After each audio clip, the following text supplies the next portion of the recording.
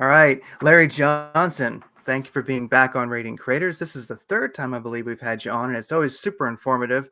And the world only gets crazier every time that we talk. It hasn't gotten any better, and wanted to have you back on to get kind of an idea of how you see things going in Ukraine at the moment. It does seem that when you say how are things going in Ukraine, that situation has gotten so much more multifaceted. It's how are things going between the collective West and the BRIC nations, really, and Yeah, how's the collapse of yeah. the dollar going? There's so much going on. So I've got you on the show. It's great that you're back on, and maybe I'd start asking: do you think this is the most dangerous moment of our times right now? Is this kind of a longer version of the Cuban Missile Crisis? Yeah, this is the most dangerous moment I think in U.S. history, frankly, with the potential ramifications if it goes nuclear.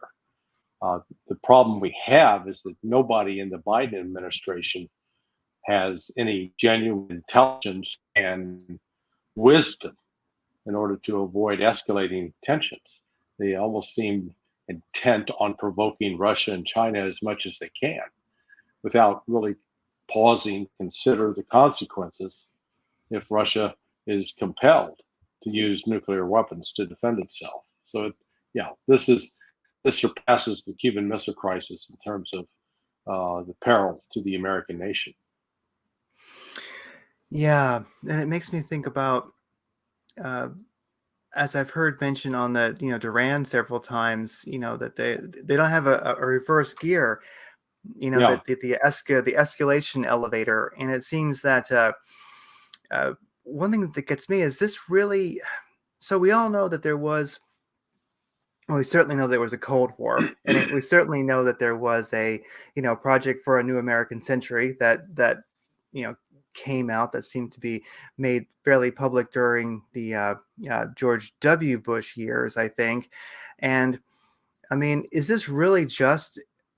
It's almost hard to believe, but is this really just the plan? I mean, but the plan isn't going quite well. If the I think Project for a New American Century was correct, if that was a real document, then the balkanization of Russia was sort of scheduled. It just seems that to continue pushing that plan, if that's what it was, it really is a complete denial of reality, even at the start of this.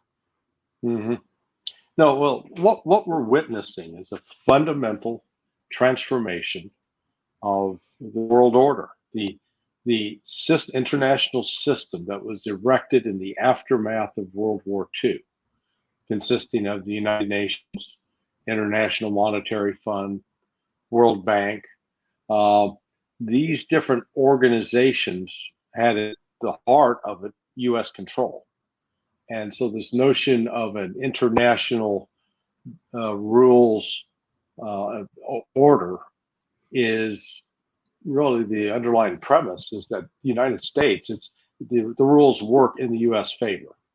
So whatever the U.S. wants, the U.S. gets.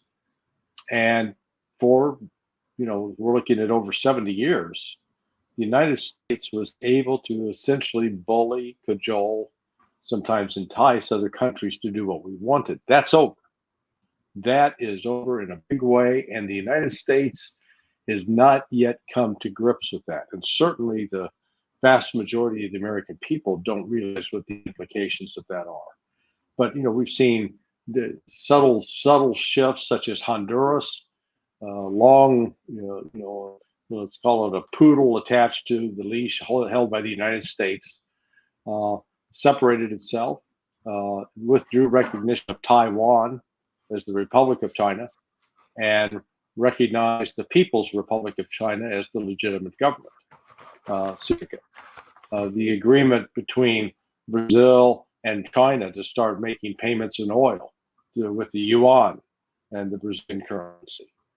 The decision of Saudi Arabia to join BRICS and to realign with Iran to intervention by the Chinese. So it's not just one thing; it is a whole series of things.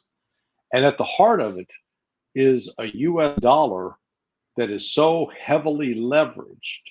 And what I mean by leveraged is we've been borrowing money from other people, and they've been taking our IOU, our promise to pay them back, next Tuesday for a hamburger today, Mm-hmm. is it puts us as one of the poorest nations in the world in reality, if you look at it in terms of that debt load.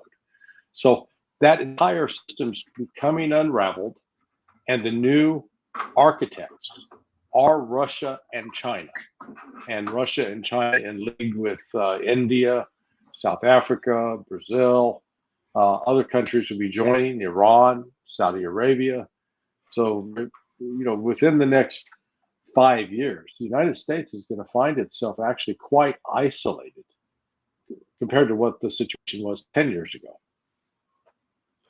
And when I think about the BRIC nations, how they're expanding, um, it does make sense because, of course, I think the first thing everybody noticed when this started was, of course, that Russia had gone into eastern Ukraine, and many people thought I understand they'll think, oh, Putin just woke up and decided to do that, but of course history didn't start that day. There's a lot of reasons for this happening, and people are beginning to slowly understand that. I actually talked to a couple that came here from Ukraine just a couple months ago, and I thought these guys would be great to talk to. I had no idea what what they thought, but in talking to them, I realized that even people in Ukraine, at least those two, they really didn't know what was going on in their country. They had Mhm. about the knowledge as your average American does. You know, they had no idea that the more, I'd say, the extremist militias, you could say, of Ukraine had been shelling the Donbass area for ever since 2014. Like, this is news to them, and I'm like, you live Yeah. there, right? And like, yeah, they thought that they'd never bombed, that they'd never used artillery against any Russian city ever. And I thought, wow, you live there. This is happening just how many miles from your house? This is being fired, and you don't know. So it's amazing how even people in the Ukraine don't necessarily know the larger implications of what's going on.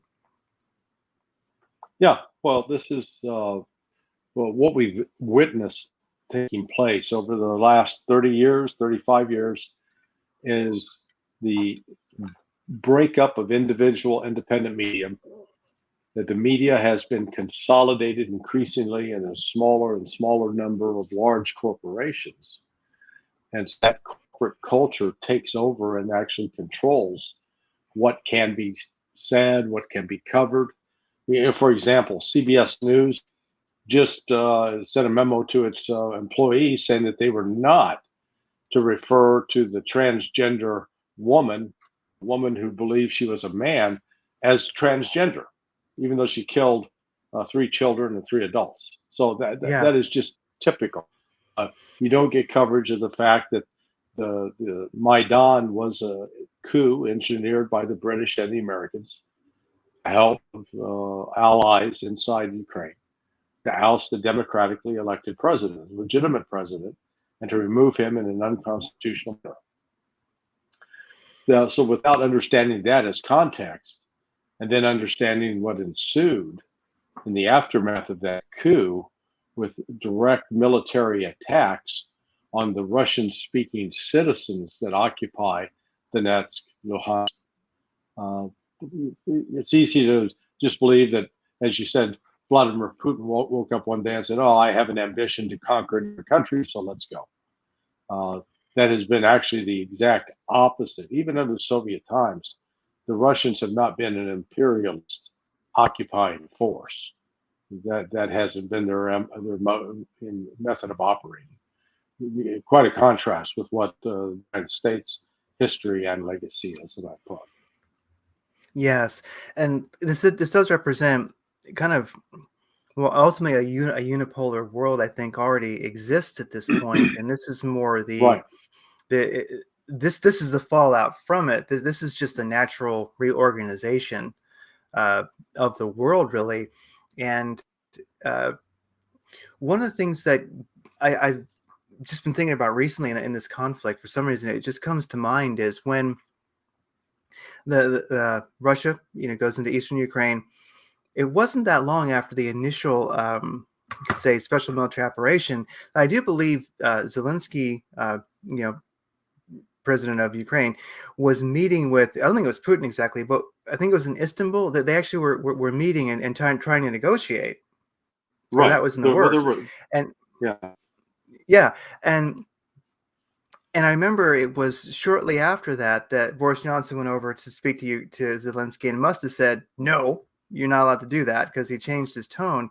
But also, this is a strange spot for, I think, Zelensky and the Ukraine itself, and the whole situation, where there was a video, and I tried to find it before this and I couldn't find it, but there's a video where Zelensky early on went to some of the militias, I call them the ultra nationalist or far right militias. Don't, I guess you call them Nazi if you want, but yeah, the ultra nationalist but, militias, yeah. And he was talking to some of them, and he was saying, "Look, I'm trying to negotiate. You guys have to pull back so I can negotiate." And they just told him to f off. And I realized, like that, I realized what a moment. That was a different, I think that day, Zelensky became something else. I think he realized that he was screwed, because the collective West was not going to let him negotiate.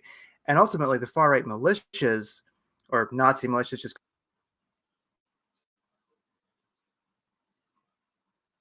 look, if you froze there.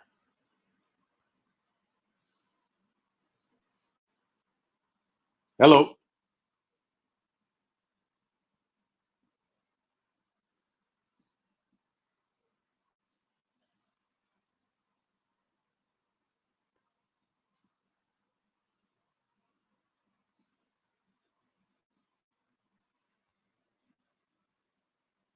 call him, Yeah, that is to a resolution militarily. And we're back, I think. yeah, yeah. You're back. Oh, now we're back, I think. I Okay, hear you. so we're in the beginning of the conflict, I saw Zelensky, yeah, go to his people, the Nazi militias in the trenches, and they were like, "Get lost! We're not going to pull back, even though you want to negotiate with Putin, with Russia, to have some kind of a negotiate something early in the game." Boris Johnson came and said, "No, you're not going to do that." So it seems like, as far as the Zelensky regime, the powers that be in Ukraine, the West won't let him negotiate, and the far right sector basically will not let him negotiate. So really, there's no option for Ukraine but forward in this. Well, correct. They've made a conscious choice not to negotiate, but candidly, there's not a lot to negotiate about. Um, what Russia wanted was basic security for the people of the Donbass, and the Ukrainians were unwilling to relinquish that and to move the artillery, stop the bombardments. Ukraine wants Crimea back. There's no way in hell that Russia's going to relent and give up Crimea. So right there, you've got two immovable objects, as it were. I don't quite see how you get around that. Where this is headed, just as the Confederates had to surrender at Appomattox, uh, just as the Japanese had to get on board a ship in Tokyo Bay, Missouri, signed an agreement. That's where it's headed for Ukraine. Ukraine is going to be beaten, defeated militarily. And really, by extension, it will be a major defeat for the United States and for NATO. Because despite all of the weapons, all of the money, all of the so-called Wunderwaffen, the wonder weapons that have Yeah. been poured in, it was all for naught. Yeah, and there's even something about hearing that term, like the Wunderwaffen, like the wonder weapons. That's just so. That's if anybody knows World War II history, that was. It's just weird to even use that term, and it's being used these days. Like they're hoping for the wonder weapon. Maybe the V3 will Huh. will terrify the East into giving up. But yeah, so it does seem that early in the game, when there was an attempt at negotiations, it seems like it became impossible, because the West said no, and then the far right sector of the Nazis basically would hang Zelensky anyway. So there was no way but forward. And so it, it's interesting how these, like, unintended consequences, or whenever you start a war, you never know what's going to happen. And so it seems like, I don't know, not to dwell on it, but it seems like maybe, I don't know, maybe Zelensky was somewhat naive in the beginning, and then he realized that they were going to hang him if he didn't just keep going forward. And so that's what we got, because the West won't allow it, and the far right militias won't allow it either. So one thing Well, there about certainly is yeah, there's a great lack of critical thinking being demonstrated. For example, there's a lot of criticism directed at Russia for being having a second-rate, third-rate military and losing men and growing very weak. Well, this British colonel guy named Kemp wrote the other day that very nonsense. And think of this: here is a guy whose army, the British Army, total strength, total manpower, 73,000 troops. Now, that wouldn't even fill, I wrote about this, wouldn't even fill the University of Alabama football stadium. You'd still have 27,000 free seats. And what's the Russian military? Oh, it's 1.5 million. Yeah, 73,000 against 1.5 million. And it's the Russians who are weak and incompetent. So you get that kind of crazy statements from people who should know better, all the while dismissing and minimizing the Russian military capability. In my book, you're better off exaggerating the capability. So, because that's what we did for years during the Cold War. During the Cold War, when we needed to present Russia as the greatest military threat in the world, the then Soviet Union, their capabilities were dramatically expanded and talked about as being so consequential. Well, now we're doing just the opposite. And the danger in that is it leaves the American people quite ignorant and willing to back policies that if they were properly informed, they would not back. So that we've underestimated the quality, size, efficiency, effectiveness of the Russian military. Done the same with respect to the Russian economy. That's where the West really thought that by derailing those negotiations between Zelensky and the Russians, that the United States, the economic pressures would be so great that Russia would be forced to collapse. And nobody in the West really took time to think about it and realize that Russia is a self-independent state, self-producer. That does not depend in any measurable way upon imports from other countries. It is an exporting nation, and those other countries, they're not exporting McDonald's hamburgers and Happy Meals. They're exporting things that the other countries absolutely need and can't survive without. yeah, and also the relationships that China and India have with Russia as it is. I mean, it did appear rather quickly in this as this conflict ensued was that India, America scolded India for not playing the game, and India just kind of said, "Look, this is we share a border. Like this is our neighbor. We honestly need them more than we need you." Right. So yeah. Well, So that's what we talked about earlier. That's what we talked about earlier. The breakdown of that international order, the unipolar world that was dominated by the United States. There's one more example. India saying, "Hey, go pound sand. Leave us alone. We'll take care of our own affairs."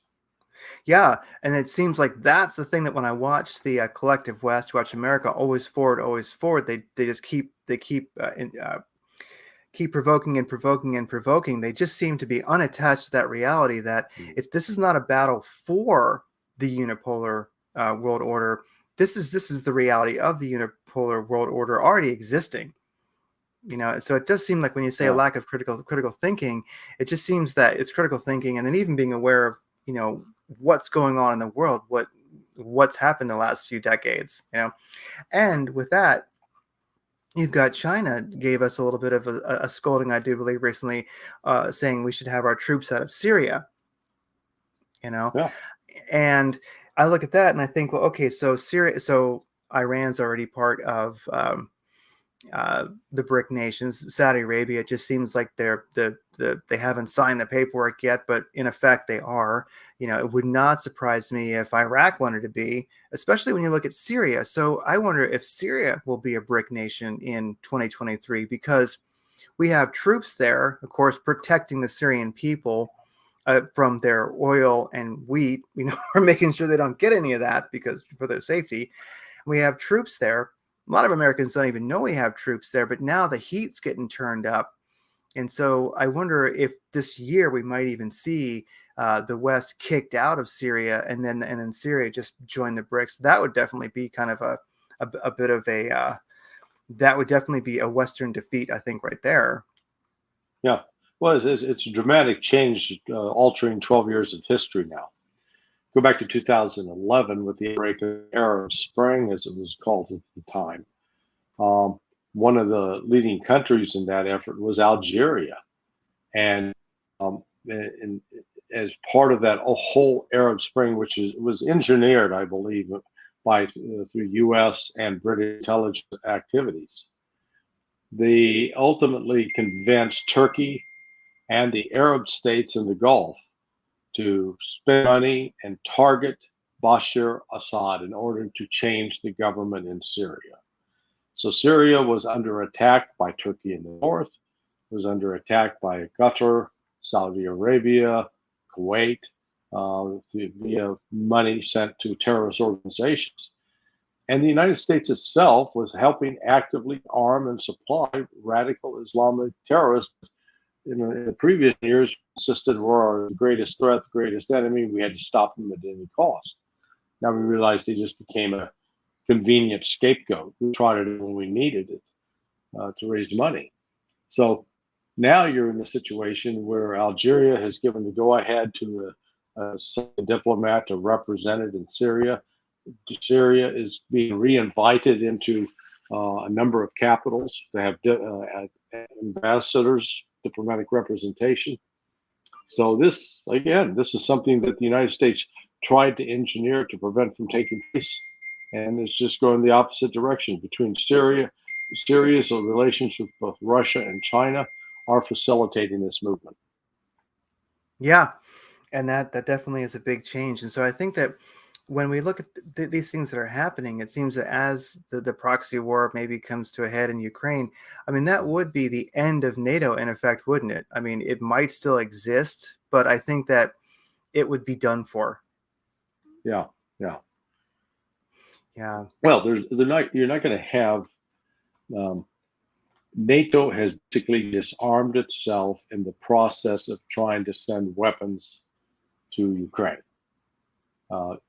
None of NATO countries, not even Germany anymore, have the industrial base and capability to mass produce weapons systems, artillery shells, tanks, planes, in a rapid manner and inexpensive manner to sustain an armed force in the field. And that's been one of the things that we've witnessed with Ukraine. Even the Ukrainians admit that, for every 1,000 shells they fire, the Russians fire 9,000 back at them. Well, just on the sheer scale of that disparity, that means Ukraine is going to suffer more casualties simply because there are more shells being fired at it. There's no way that you would get more casualties on the Russian side than are being incurred on the Ukrainian side. And the difference in casualties is probably, it's a factor, it's that multiplier. It's probably, the Ukrainians probably have suffered at least 8 times the casualties the Russians have. So if you've got 20,000 dead Russians, you're looking at 160,000 dead Ukrainians. Now it would make sense, and that's the thing. I think one of the things that we're seeing right now is the outcome when you have politicians that run a war, or you might say politicians that run an arms industry, a military itself, versus something way more practical like Russia. because you make a lot of money when you develop and manufacture an F-22 or an F-35, etc. That's a lot of money, very sexy, very, very good. Yes, people made a lot of money. It was a great moneymaker for a lot of people, but yeah, the older MiGs that got retrofitted to land on dirt runways, that I think is more impressive, to be honest with you. That's pretty good stuff. And then also, um, things that are not sexy, things that are not interesting in an arms industry that don't quite cost as much, like artillery.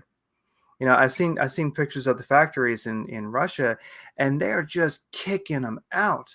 I mean, they have no problems creating uh, untold how many shells a day. But the thing is, though, that's something that you sort of pay for.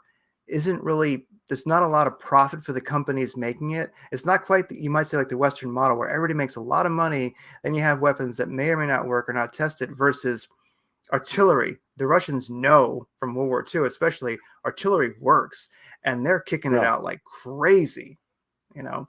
But what, the manufacturer makes what, $5 a shell? I don't know, but it's not a big money maker. But it's so funny where you're seeing where America has the most expensive military in the world, but maybe Russia has not the most expensive, but maybe the most effective.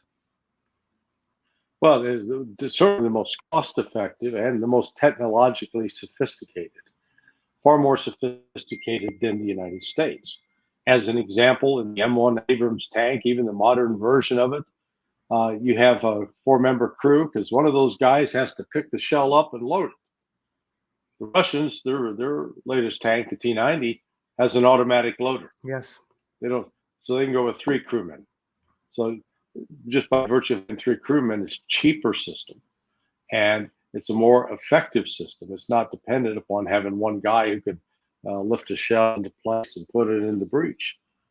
Uh, the real big difference is that Russia's defense industry is designed around a clear strategy of national defense. And everything that is produced is done in concert with addressing that strategy. Whereas in the United States, as you noted, it really is more of a political process. And even something as simple, perhaps, as the production of an artillery shell can get spread out in 4 or 5 different states simply because a member of Congress who's going to vote Yes. for an appropriation wants to have some jobs come to his district or her district so they can say, look at what a great person I am because we got the relationship with Lockheed Martin or General Dynamics or Raytheon, just run down the list. So that is, you end up building weapon systems that are designed to satisfy political needs as opposed to actually systems that work well in difficult environments and that can be effective and be sustained in the field without frequent breakdowns or need for maintenance. Yeah. Yeah, it's like we know that, we know howitzers work without a doubt. They certainly do, you know. Well, I do wonder, when do you, I mean, I know you might say it started in 1945, but I wonder, when did Russia start to start preparing for this? Because I think that, um, I mean, that's why I'm asking. I'm not really sure, because I think about, let's say, like the George W. Bush years, and going, actually, even his dad, the Bush Yeah. Senior, you know, it seemed like it seemed like by our actions, we were proving the reality that we are going to um, do the Project for a New American Century. Like, we're coming for you. So it seems like the BRIC nations, China, Russia, like they got a lot of forewarning that this was coming. So it seems like they've been getting ready for a while, because as we watch this unfold, yeah, Putin didn't just wake up and decide to, go into Ukraine. Well, it's gone through phases. When Putin became president, there was still a widespread belief and desire among the Russian elite to have an alliance with the West and to be and try to integrate. They actually tried to ingratiate themselves with Washington and London in order to find a place at the table and be treated like one of the Western nations.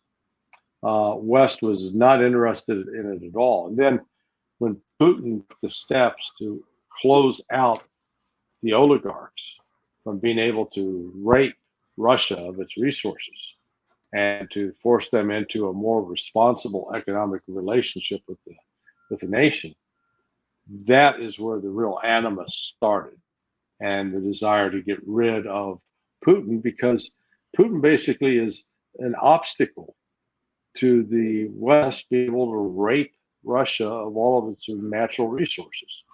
Uh, Russia is really at the top in terms of the wealthiest country in terms of natural resources of all countries in the world.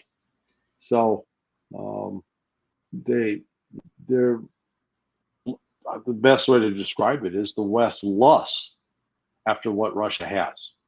They want to take it. They want to control it. And Russia is saying very clearly, no, you're not going to take us and control us. Russia has been one of the few countries that has been immune to the imperial ambitions of other countries. Fought the Crimea War against the Brits and French, I believe. And in that war, efforts were made by the West to take over Russian territory. And the Russians have been constantly pushing Westerners out. And that goes back even to World War II with the Nazi invasion of Russia. The Russians were ultimately able to completely annihilate the German army that had attacked it in Ukraine and Russia. Yeah. And it definitely seems that the that memory of how to wipe a military out is still there, because that's the thing with the with the special military operation from the very start, as Putin said, to denazify. It's a lot of people, they focus on territory, and I think maybe Russia's got about as much territory as it wants. Um, and the media focuses a lot on this town or that town, being taken, but Russia's just doing, as they say, like positional warfare. They're just there to slowly, basically, delete NATO's military, basically. Well, the thing the West completely ignores or doesn't appreciate is the role of the Eastern Orthodox Christian Church within Russian society to this Yes. day. And that battle against the Eastern Orthodox Christians is also being carried out by Ukraine. Ukraine is attacking the clergy in Kiev, in particular, at the Lavra, which is important shrine church in Kiev. And you got to ask yourself why. Well, when you look at the Azov battalion members and many that are surrounding Zelensky, it's almost, I'll call it, a satanic cult. They're pagan, and they desecrate and want to destroy all things pertaining to Christianity, both from the Catholic side and, or more importantly, from the Russian Eastern Orthodox side. So that is fully underway now, and is, I think, tied directly at what is behind all of this, the effort to crush the Christians. And part of it goes to an international agenda that the West is very avidly supporting the expansion of homosexuality, the LGBTQ community, and Russia's pushing back against that. And I think that is itself another cause of to make Russia a pariah, because Russia is not going to play along with that notion that men can be women and women can be men. No, they've rejected that and been very public in their rejection. Yeah, I think as Putin, I forget the quote exactly, but he said something like, "We have certain standards here, that Yeah. aren't compatible with that." And the thing that gets me is we're seeing the Orthodox Church, which is recognized by many there in Ukraine. I mean, it's where they go, and we're seeing the Zelensky regime basically uh, arrest clergy. I think we actually saw just recently, video of one of the higher ups in the church, I forget exactly who it is, getting an ankle bracelet, which is crazy. So Right, the world is right. seeing this. I don't know how many are noticing. I don't know how many are really seeing it, but this is public. They're not hiding this, So they're attacking the Russian Orthodox Church, and they're, as they put it, inventorying what is there in the churches. I would basically just say stealing. And I think Zelensky actually was quoted as saying that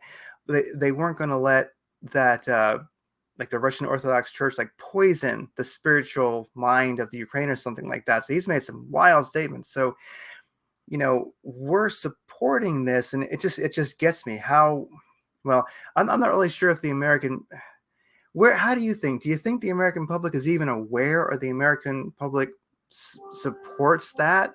It seems like it doesn't really matter what we think anyway. Well, a few are, but most are not. And I'm afraid that the ignorance will persist until there is a devastating event that will lead to the destruction of some significant portions of the U.S. military force. And it'll only be in the aftermath of that kind of disaster that there'll be finally a willingness and openness to recognize that Russia is not what we said it is. Yeah. When when Russia crushes, takes out an aircraft carrier battle group, for example, where the people are going to wake up and say, wait, I thought they were on the ropes. I thought they were running out of ammunition. I thought, they had no air force. And once that lie is fully exposed, then you've got an opportunity to start walking back and trying to repair the damage to the relationship with Moscow. But right now, at this point, I don't. There is no foundation for reestablishing a base. Just not. It's gone. Yeah. And this, I think, of course, this has been in planning for quite a while, because we also have um, I'm not sure if it's a war on the dollar, or maybe it's the dollar that the war has had on the world, which is now that battle's turning, against the dollar's favor. But I think it was called the Sand 100. I meant to look it up before this, but I think that's what it was called. But there's a lot of nations that are moving away from the dollar, and I think even this morning I saw an article where Japan, they broke from the G7, and they said, nope, we're going to buy Russian oil, and we're going to buy it above the cap you guys think you can set, and Yeah, that's just yeah. what we're doing, because we're not gonna. I mean, I don't know, could the Japanese government even stay solvent if they didn't do that? So in a sense, we're seeing. Yeah.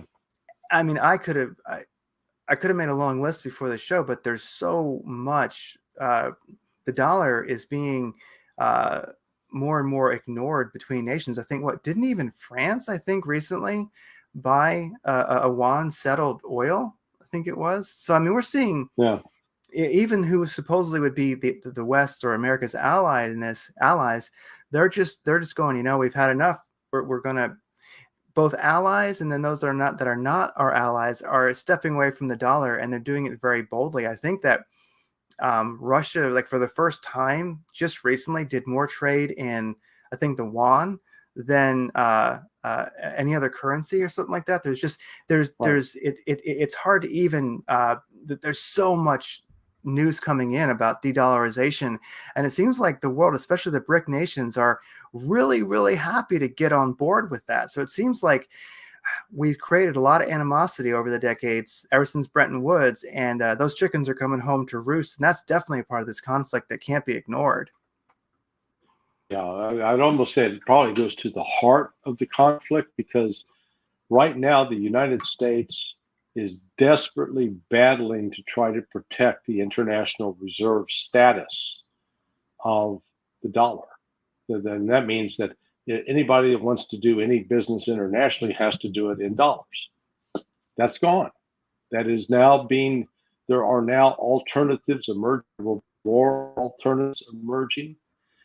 And within that, the United States, by virtue of basically borrowing money, we borrow from the Germans by selling them our T bills. We borrow from the Chinese. The Chinese used to be one of the largest holders of U.S. bonds. Chinese have been selling those off at a rapid pace. But that means the United States ends up owing everybody in the world money, and we don't have it all. Because the transformation that has occurred in the US economy is it's gone from having a robust, extensive, sophisticated, advanced industrial base where you had factories that could produce things and people that knew how to work in factories and run that sophisticated equipment. That's gone. I've commented on my childhood home in Independence, Missouri. Growing up, we had Standard Oil, we had Sheffield Steel, then later Armco Steel. We had the Bendix Corporation. We had General Motors Leeds plant. All those plants are gone. They're all gone. And those plants used to offer strong jobs, that paid well and brought benefits, including health care and other things, and retirement programs. They're gone. So people are left. What are their alternatives? Go to McDonald's, flip burgers. Maybe you get a sales manager, manage a McDonald's. But in terms of actually building something that's productive and contributes to the genuine wealth of a nation, America doesn't do that anymore. It does it very rarely. It doesn't do it commonly. No, it's very true. If one drives through like Buffalo, New York, or Detroit, you see, even though there's been some rejuvenation, you see pretty much these proud old factories, many made of brick, that have trees growing through them now. Right. And you just go, yeah. Yeah. And that's what the United States is up against. Russia can actually make things because the Russians have a more educated population. I think the stat is that American Russian high school students on average have 3 times the amount of biology, chemistry, physics, mathematics than do the graduates of the Massachusetts Institute of Technology. Oh my think God. about that. You got high school students that have far more scientific education than graduates from what is considered one of our leading scientific higher institutions of higher education. So, and then Russia actually has factories where they can build rocket engines. We know that because the United States has been hitching a ride from the Russians to the space station for over 20 years. They produce artillery shells. They produce tanks. They produce planes. They produce what they need because they have it there. They don't have to depend upon imports from the United States in order to build these things. And that's what the United States hasn't caught up to. Yeah, Russia can make plenty of artillery to blow up, to blow up NATO soldiers. And that's the thing. When you mention like a war on, it being a war on the church on a certain, actually outright war on the church, you could say by Ukraine at this moment outright, but then of course, let's say a passive aggressive proxy war on the church, like here in this country, which a person doesn't have to be a churchgoer, just that, I don't know, just historic norms that we've always had.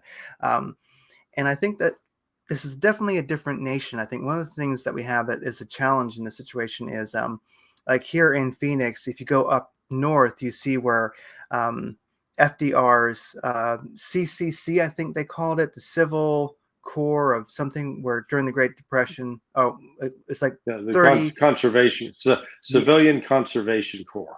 Civilian Conservation Corps. When you look at what these guys did, they made $30 a month. They sent 25 home. That's how it was set up. Most of them did, and it's kind of like being in the military. They were feeding you. Things were taken care of. But these guys with a few pieces of equipment, mostly wheelbarrows and shovels and pickaxes, they're still up there today. They made some of the most extraordinary huge ditches and such. They basically managed the water so that Phoenix and Scottsdale didn't get wiped out by flash floods. I mean, what they did was extraordinary, managing the lands. And I wonder today, if that would even be possible? Like, do the American youth of that time that did that, do those exist today? And I think that's one of our great challenges too. It's just that there's a certain pride and patriotism, that I look at the pictures of all that stuff being built, and you can go and you can walk along it. It's so impressive. Right. This handmade concrete in wheelbarrows. They made these incredible structures that are impressive. And I just think, wow, I know there's some Americans that have that in them, but I think the whole idea, the kind of pushing that social Marxist ideal, there's just no, where America's missing something to truly fight that conflict with the East right now, I think. Well, yes, the American industry is described as being financialized. It's based primarily upon it's a service economy. And by virtue of being a service economy, it means, the Uber driver that drops the food off, the food worker that makes the food, the gas station attendant that provides the fuel for the car, even the guys selling cars. Again, that's a service industry. They're not they're not making the cars themselves. A lot of times those cars are being made overseas. So the U.S. industry is not in a position, as we have discovered. That's been one of the revelations out of this war in Ukraine. That the United States does not have unlimited supplies of any weapon systems, particularly HIMARS, and artillery shells, and tanks that it can quickly dispatch to Ukraine and then quickly rebuild, restock its own stores. But it can't do it, and has admitted as much. So once you recognize you're in that kind of a dilemma, then you're no longer in a position to fight the expeditionary war, which is candidly all the United States has been fighting for the last 110 years, actually. Yeah, especially when you're fighting, like Russia does not have exactly extended supply lines to Ukraine, where we Right. definitely do. Yeah. And along with the de-dollarization, I thought I just throw that in there that, it was just recently Saudi Arabia was saying that we're open for business. We don't have to trade only in the dollar. And I think they're doing some trade outside of the dollar now. So that's a big one too. And then people definitely have taken note of that. They'll say, wow, I thought they were our allies. But, well, every nation has their reasons. And so we're seeing quite the changing world there. Well, here's a question that I wanted to ask was why Wagner? And what I mean by that is, I've often thought an amazing book to write would be like The Way of the Mercenary. All the mercenary through time is they've always been with us. They've always been an aspect of a military, and it seems that, of course, the Russian military is involved, but it seems like Wagner really is their spearhead. And why? Why are the mercenaries so effective? What role do you think they're playing in this? Well, they're well trained. There's a video out. I just saw it the other day, going through some of the training, how Wagner trains its troops. Did a very good job. Frankly, I don't think U.S. military forces get as good training. The in some aspects, the Wagner force is very much like the French Foreign Legion. Mm-hmm. Foreign Legion is always a place where criminals and people who needed to work out problems in life could go and serve, and they operated in Africa as a an extension of French military power to control local African countries. The Wagner Group has been used as a tool not to impose imperial rule, but to actually help countries get control of their destiny, particularly in Africa. But they also, it's a large enough operation. It's not entirely comprised of prisoners by any stretch, but it is a private sector outfit that offers some benefits that the regular military doesn't. However, it is still under and subservient to chain of command by General Gerasimov and General Surovikin. Yeah. And like you mentioned, Wagner is in Africa, and that's an interesting one because we've got, you know, recently Macron was in France, and I think he kind of got, what was that quote he said? Macron says the era of French interference in Africa is over. When he went to a couple of African countries trying to rally Right. support, but they pretty much they were blatant. They had nothing nice to say to him, and they pretty much kicked his ass out of the country. And it does seem that this is one of the things that we're seeing there, especially with BRICS, that last letter S, Africa, South Africa. It does seem that they're very happy to be doing. It seems like they really have nailed their colors to the mast. They're Right. they're with the BRIC nations, and it does seem that because the BRIC, dealing with Russia, dealing with the BRICS, basically is a better deal for them. They're not getting genocided as part of the trade deal. Well, legacy of colonialism in Yes. Africa is come to an end. Uh, that's the one thing that neither China nor Russia, even though the West likes to talk about China and Russia as intent on conquering the globe, it's a psychological projection because China and Russia have not been routinely sending out their military forces into other countries to occupy those countries and then to abscond with the resources. It's been just the opposite. It's been the United States followed in the footsteps of the British, of the French, of the Germans, of the Dutch, of the Italians. Those are the principal countries that controlled vast swaths of territory in Africa. And it was always a note that they were it was a new form of servitude. There was slavery without having to be put on the slave ships and sent overseas. Now that the Africans are wealthy enough that they can push back, and the influence of those companies are out. I mean, the countries are out. And that's where people like the Wagner Group and others come in to fill a gap, but to help, where they are genuinely training the local soldiers so that they can work with and help the local population as opposed to seeing that local population as a threat. Yeah. Makes me wonder if that's an aspect of India, being happy with happier being part of the new BRICS system, in that, most people from India have a very strong European accent, and Right. I mean, Gandhi was a big deal, and maybe that memory is not gone. So when we say, hey, we need you to destroy yourselves financially so that we can colonize and balkanize Russia, maybe they think, no, maybe you can just take care of that yourself. Right. Right. Yeah. Yeah. Yeah. So that's just one other dimension of this change that we talked about at the outset that is transforming the world, and the United States is no longer in control of it, and that frustrates and scares the hell out of the Washington political class because they're starting to recognize that this party is over.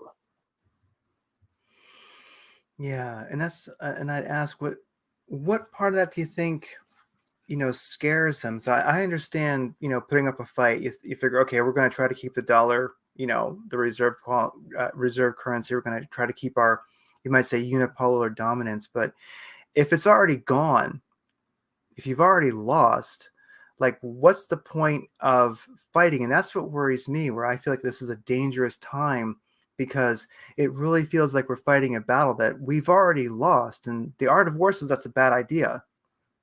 Right. But you can lose a battle, not lose a war. I mean, we've seen Yeah. that repeatedly throughout history. Yeah. What the United States is losing is the war. The war, I should have It said. Yeah. is, yeah, it's akin to having, the United States was like a guy that had 15 girlfriends, and you could always count on those girlfriends to do what he wanted. And most of those women in a relationship with him was an abusive relationship. Mm-hmm. Well, now all of a sudden he's calling them up, say, "Hey, I'll take you out for dinner tonight." "No, I got other plans." And you know, got other plans. Actually, I'm going out with somebody else. I'm going out with the Chinese. I'm going out with the Russians. Wait a second. You're my girl. Well, it used to be, no longer. That's what Saudi Arabia said. That's what India, in effect, is saying. Yes. So that kind of inequitable relationship where the United States dominated for so many years is gone, or it's being eroded, it's being unmade right before our eyes, and Yeah. it's happening in real time. And I wonder if there's something that gives me, when on the onset of this, of course, we did, well, the I guess it was with the EU, froze Russian funds. And I think that Yeah, that yeah, definitely made the world, if they needed something to push them over the edge to go, we're going BRICS, we're getting away from the SWIFT system, we're getting away from the dollar, was the freezing of the Russian assets. Because once you realize that if you're dealing with the Western banks, then your funds are just not safe. And I kind of also right. wonder if something that started this, because all things end up being connected. You look at in Canada, the trucker, the trucker strike, basically Trucker the protests, yeah, the yeah protests yeah back, yeah yeah, a trucker year and a half protests. ago. Yeah, and those trucker protests, when the funds were frozen in people's bank accounts, I think that was a big one too. So I think Uh-huh. they may seem separate, but you look at the trucker protests, you look at freezing of the Russian assets on when this started. It does definitely lend a lot of countries, like Saudi Arabia, for example, just going, you know what? Let's just get out of the dollar because we cannot trust them. It's if you don't do what the West wants and you got your money in a Western bank, that thing's getting turned off. Right, right. Well, the United States, until recently, until the Biden administration, was still seen as a safe haven where you could park your money and your money would not be confiscated or taken at a whim. Then in comes Biden, and then they start signing these executive orders, and then they decide to go after Russia, banning it from using SWIFT, and so this kind of threat, it wasn't just the Russian government, it was Russian, wealthy Russians, some who had actually thought that they were friends with the United States. They shared the U.S. distaste and disgust for Putin, dislike for Putin. And all of a sudden, they were having their ships, their yachts, their bank accounts seized. So countries around the world start looking and go, you know what? We don't want to be in a relationship with somebody who thinks they can take whatever we have whenever they want it because simply they're mad at, they don't like how we're doing something that is in our interest, in our national interest. We're not going to subject ourselves to being hostage like that. And that's why they're breaking away, which it's interesting. It's going to end up strengthening countries like Iran and North Korea because the willingness of an international community to continue to make people into economic pariahs is over. Yeah, and I think that, what was it? Was North Korea was? Did I just read that they were, that they had volunteered troops to go and fight as well, or something like that? So Well, that was a story circulating out there. I don't have a lot of stock in it for several yeah, reasons. One, why North Korean troops on the Russian front lines doesn't make any sense. Language is a problem. Who's going to be translating and giving them orders?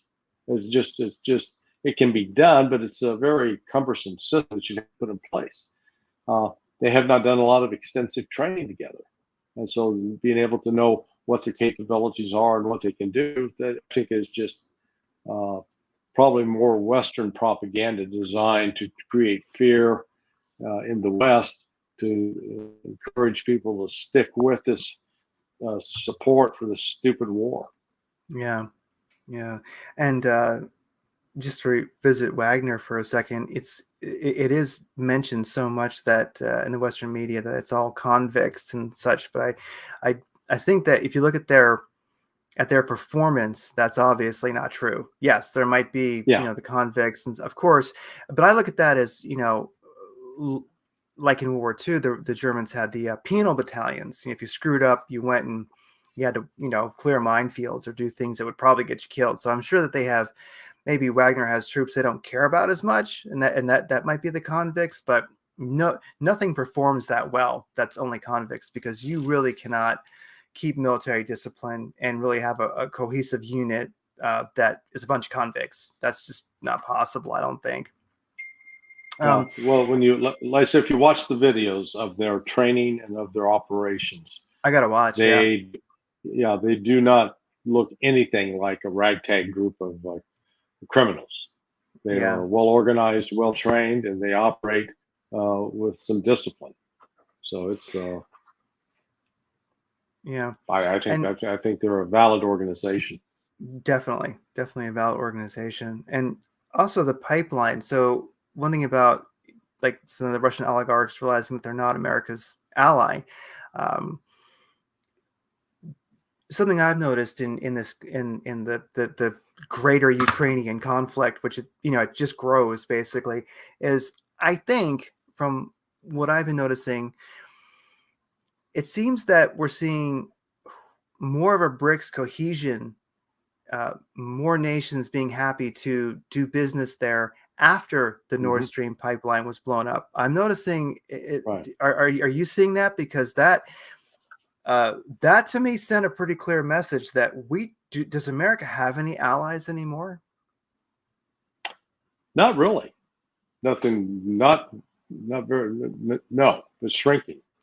Uh, Japan, you know, Japan is a little more tepid these days. Probably our quote strongest ally would be the Brits.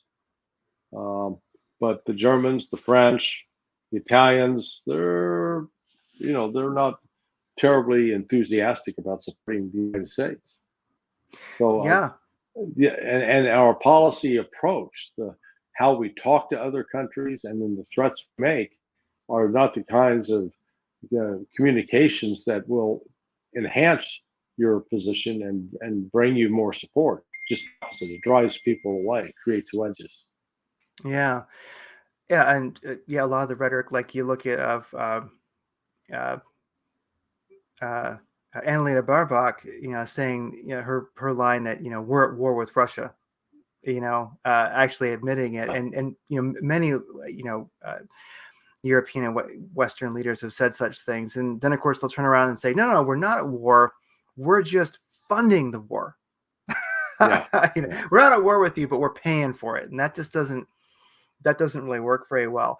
Well, I've had you for almost an hour. I don't want to keep you too long, but I was going to ask, do you think that some of like the protests that we're seeing, of course, we have protests in Israel, and I'm not a Netanyahu fan, but we have protests in Israel, we have protests in France against the pension reform, um, and I do wonder, uh, do you think that these protests at all are being aided by the yeah. intelligence agencies here?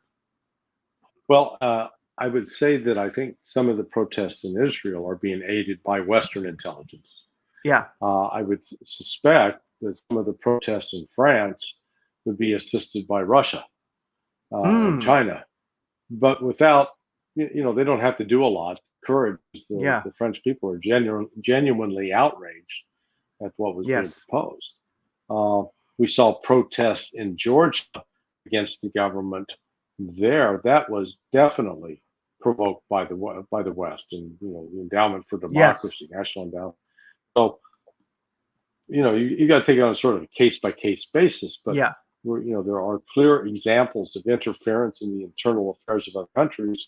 And while Russia is frequently mentioned in the U.S. press and in commentary as being a major culprit in that regard, the reality is the United States is the biggest intervener, uh, interferer of any country in the world, and has established itself as the ultimate source of mayhem, chaos. And to Mm, what end? It doesn't make a safer world. It doesn't make a more stable world. So, no. Yeah, and even if at one time maybe it was a benefit in some situations, it isn't now. And right. like lastly, I'd ask about uh so we have some, I would say, some hawks here mentioning, we should send the military to Mexico because of the cartels. And when I heard that, at first I thought, well, whatever, but it made me think, gosh, are we trying to keep Mexico in line too? I mean, I wonder, like, could you imagine if, like, if Mexico wanted to join the BRICS? Now that would be wild. Well, actually, Mexico has said it's going to join BRICS, Oh, see, there so you they're go. looking. So they're gonna separate themselves. They don't like being the redheaded stepchild any more than anybody else. They want to Yeah, be treated as an independent country. We used to spend a lot of time talking about the corruption in Mexico. Yeah, there's corruption in Mexico, but we live in a damn glass house in the United States. We're out throwing rocks. Our government is as corrupt as Mexico across the board. Just yeah, look at the double standards of judicial processes, the fact that people like the Bidens can become multimillionaires while on the public, taking public salary. It's just, so, and I think the Mexicans are tired of that. It's just like, leave us alone. Go take care of your own problems. Because yeah. frankly, I mean, the drug problem that exists because of what Mexico supplies is because of what Americans are consuming. yes, And everybody that buys an illegal joint, they're part of the problem. And Kane saying part of the problem. You are encouraging and enabling this behavior. So until Americans change their own values and attitudes, this problem is only going to get worse, I think. I think so too. And yeah, well, and of course that's what I was thinking. I was thinking, yeah, Mexico probably wants to start getting off the dollar standard, at least with some trade, and it wouldn't surprise me if they had interest in joining the BRICS. And you mentioned that they actually are, planning on doing that. And so yeah, it makes sense. Oh, now all of a sudden we have to go Mm-hmm. take out their cartels and send our military to Mexico, and it almost seems like that's a move we could make, under the cover of the cartels, but that's a pretty vast that's a vast expanse, and we have so much. There's $1 billion plus industry moving people across that border. I mean, that would Right. be you're taking on. That would be an interesting conflict if that one started. Another way we can end it all faster for ourselves. But just lastly, I would ask Trump. We all know, I think he just flew from Florida to New York, and that's an incredibly complex situation. But I guess big picture, if I was to super oversimplify it, it seems like I'm just calling it the Democrats at this point. We can call it the Uniparty Warhawks, whatever, if we want. But it seems Right. like they really want to make Trump a felon so that he can't run, because I do think there's a good chance that he's not just talking rhetoric when he says he would put an end to this if he was elected. Yeah. No, Trump has lots of flaws Yes. that was in his presidency. Terrible at selecting personnel. Oh, the A worst. terrible man. Yeah, terrible manager in that regard. He created a lot of his own problems. But his instincts, his baseline instincts, are correct. Where he recognizes, why do we need NATO? We don't need NATO. Oh my God, you got to have NATO. Why? Well, we got to have all these jobs for all these U.S. generals. Otherwise, we'd have to cut the size of our defense budget, and we couldn't keep spending and putting money in the pockets of all these military industrial contractors. Oh, so Trump was not willing to be bought off on that, and there's a real threat. I mean, that defense industry, when you think about it, our current defense budget exceeds all the Chinese, the Russian, the French, the German, and the British budgets combined, and those total up to be about half our expenditure. So we spend an inordinate amount of money. That's why I always described it, the phrase you used, most expensive military in the world, not the best. But in that regard, Trump has been a bit of an enabler of that mindset. That, okay, yeah, we got the best military. I know he says that from a political standpoint, but I think he actually believes it, and it's not true. So this attack on Trump is a deliberate effort to try. It's a desperate effort, I'd call it, say, to try and keep him from going to the White House. And actually, it seems to be having the exact opposite effect. It's forcing Republicans that are wanting to run against him in the primary to mute their attacks on Trump, because they recognize that what is being done to Trump is enraging. enraging large sections of Americans who think that this is unfair and it's inequitable, and it's just a further reminder that you're trying to play poker in a house that's based on cheating, and the house rules are designed to cheat you out of your money, and that's kind of, and Trump knows how to play that violin, to sing that song and rally a populist movement behind it. So this is going to be pretty, I think, consequential. Yeah, well, Trump definitely doesn't understand the art of the deal. He even wrote the book, Art of the Deal. And I remember when he was questioning NATO when he was president, like what's in this for us? Why are we paying for Europe's, military? And Yeah, yeah. yeah, it's like that doesn't make sense. It's not a good deal. So I think that he definitely has flaws. Definitely, I like him, but I definitely don't see him as a I don't. He's not a hero to me or anything like that. But he definitely made a lot of mistakes. Yeah, you're right. I mean, even right now, he's going into this court battle, and he doesn't even have a great legal team. There's like people that are so much better qualified that could represent him. So hopefully he gets out of this. And I would love to see. My hope is that there's back channels between Trump and Putin, and they pretty much just keep killing Nazis for a couple of years until he's president again, and we just what a great easy out. We can just blame it all on the Biden administration and move on. Well, I guarantee you, there's one thing that is not happening, that Trump's not communicating with Putin, because that would feed into that meme that Trump is a puppet of Putin.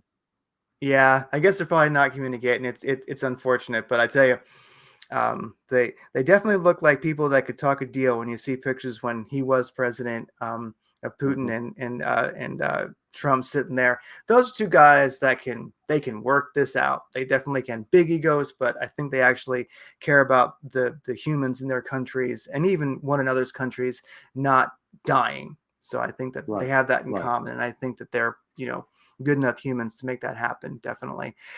Well, Larry Johnson, it's been so great having you on. Is there any last thoughts you have about this conflict at the moment? And of course, where can people find you? Of course, we all know it's Sonar 21, but let us know. Yeah, just come on by sonar21.com, read, comment, and I think the war is taking a decided turn against Ukraine at a more rapid pace than some in the West had hoped. They were hoping that Ukraine would be able to mount a counteroffensive, and the possibilities of that, I think, are becoming diminishing with each passing day. Yeah, yeah. And if they try it, they're just gonna run into a well-made, homegrown Russian artillery. That's all that's gonna happen. Yeah. All right. Well, Take care. Thank you so much for being on the show. I'll send you a link shortly. All right, Craig. Thanks so much, man. Okay, bye. Talk to you later.